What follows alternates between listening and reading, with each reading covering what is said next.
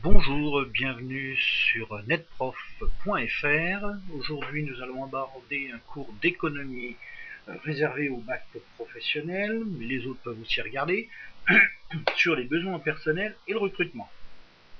Alors, la gestion des ressources humaines regroupe plusieurs axes. Vous allez voir que le premier axe que l'on va étudier concernera les besoins personnels, le deuxième, le recrutement, le troisième, la rémunération du personnel, et le dernier, la formation continue du personnel. Alors, pour ce chapitre-là, nous allons aborder uniquement les besoins en personnel et le recrutement. Alors, les besoins en personnel. Le but, c'est de prévoir l'évolution des ressources humaines, c'est-à-dire du personnel, en fonction des projets de l'entreprise, bien entendu, et pour cela, nous allons devoir tenir compte de plusieurs éléments. Le premier élément, c'est que l'entreprise doit tenir compte de sa pyramide des âges, c'est-à-dire quels seront les départs en retraite d'ici un certain temps et les futures embauches prévues. Deuxième axe important à maîtriser, c'est la situation économique de l'entreprise et des marchés. Bien entendu, l'entreprise est dans une situation économique qui peut lui permettre de recruter ou de ne pas recruter. Et le troisième élément, ça va être le projet de développement de l'entreprise. Est-ce que nous voulons conquérir de nouveaux marchés, mettre en place de nouveaux produits?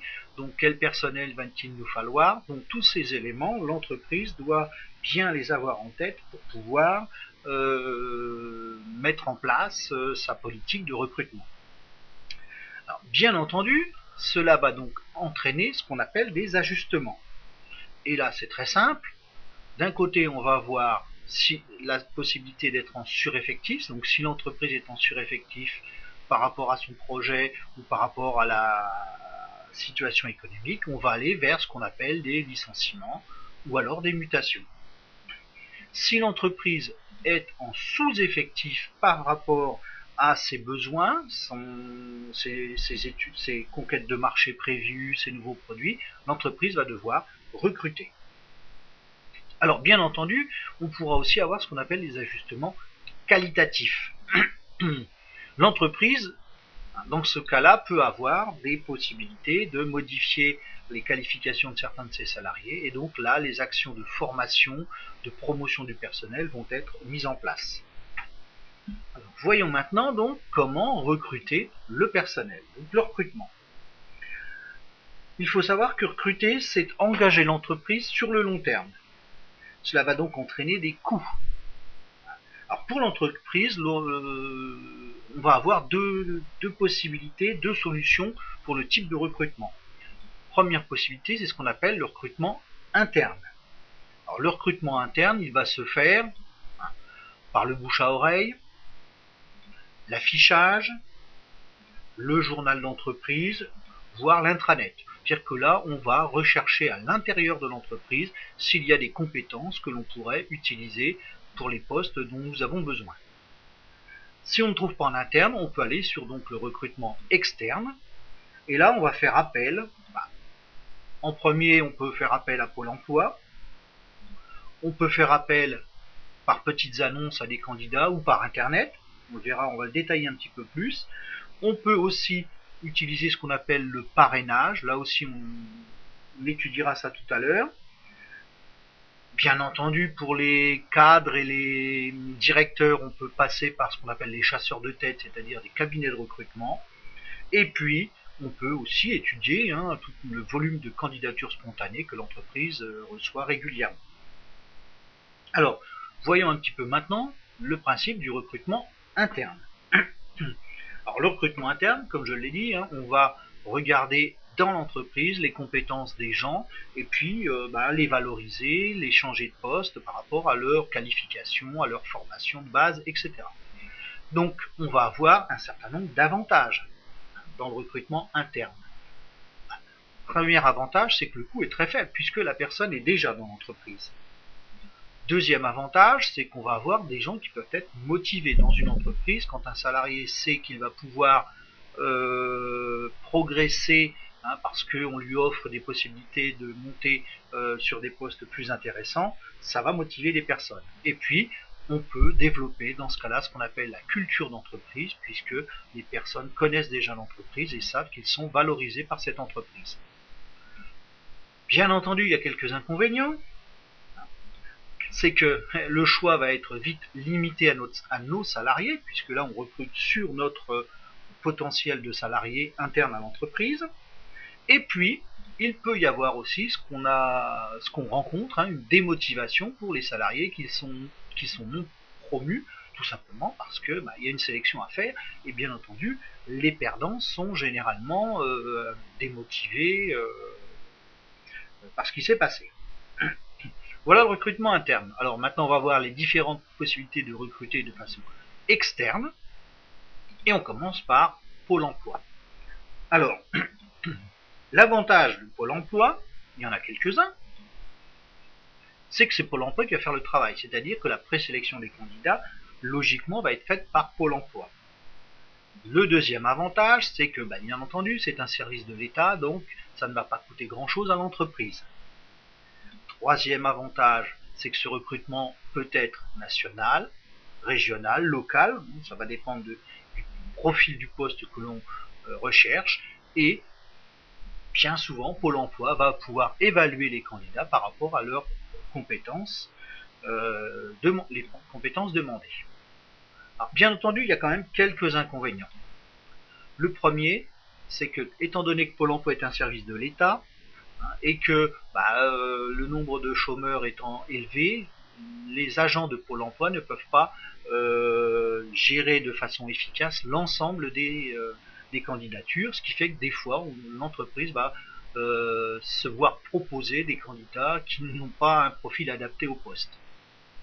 Deuxième inconvénient, c'est que là aussi, c'est une structure qui peut être lourde, donc le temps de réactivité peut être beaucoup plus long que pour des sociétés d'intérim qui pourraient faire le même travail, puisqu'ils sont autorisés maintenant, ou des chasseurs de tête.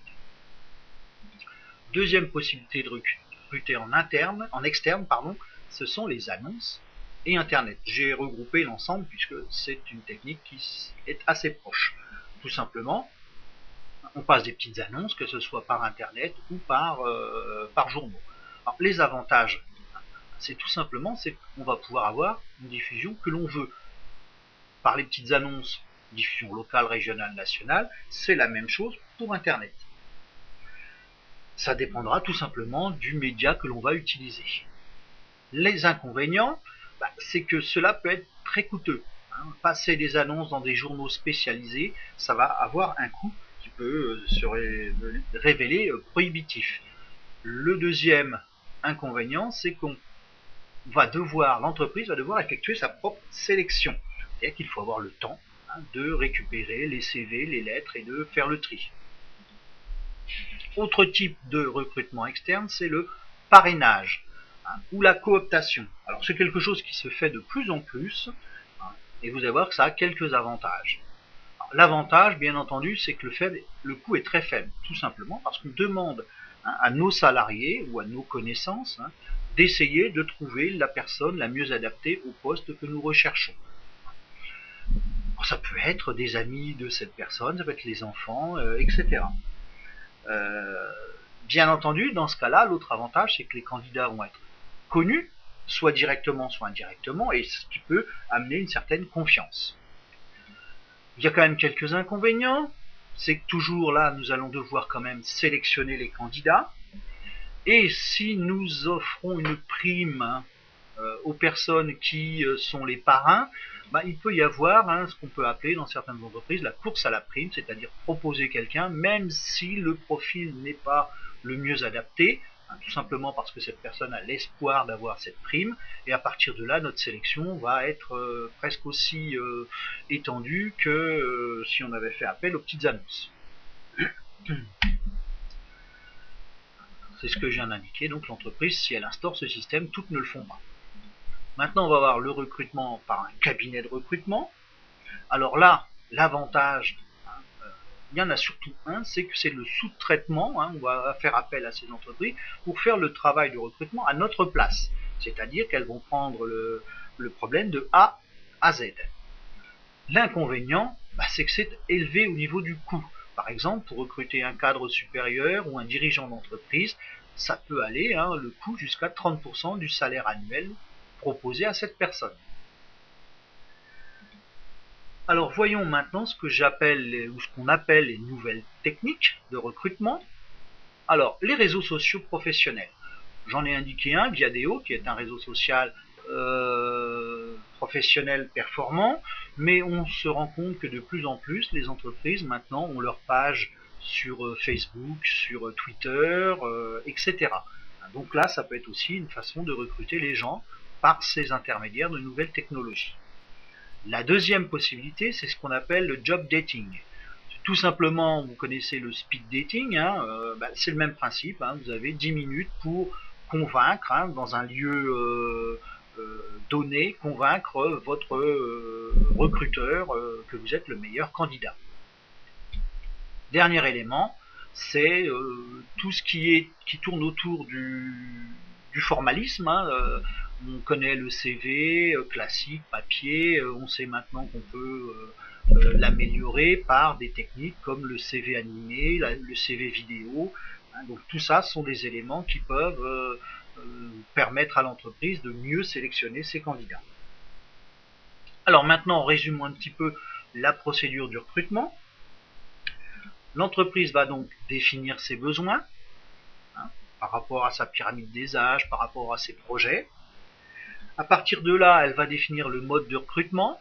Généralement, on commence par le recrutement interne pour vérifier si dans l'entreprise on n'a pas les compétences recherchées. Si on n'a pas trouvé le bon candidat, on fera appel au recrutement externe. L'avantage aussi du recrutement externe, c'est qu'on va faire intégrer l'entreprise du sang neuf, des personnes qui sont beaucoup plus qui peuvent avoir une vue différente de nos salariés classiques. Bien entendu, à partir de là, il va falloir sélectionner nos candidats, analyser les CV, les lettres de motivation. Pour peaufiner notre recherche, on va pratiquer des entretiens. L'entretien peut être collectif, ça se fait beaucoup dans la grande distribution, on recherche des chefs de rayon, on va en convoquer plusieurs et puis on va étudier ensemble leur comportement. Ça peut être aussi des entretiens individuels et puis bien entendu à côté les différents tests. Celui qui est encore le plus utilisé, 80% des entreprises l'utilisent, c'est le test graphologique pour essayer de déterminer le profil entre guillemets psychologique du futur salarié. Tout ça, bien entendu, devant entraîner l'embauche du salarié. Donc voilà, j'en ai terminé pour ce point sur les besoins en personnel et le recrutement. La prochaine leçon portera sur la rémunération et la formation professionnelle de nos salariés. Donc je vous dis à bientôt pour un nouveau cours. Au revoir.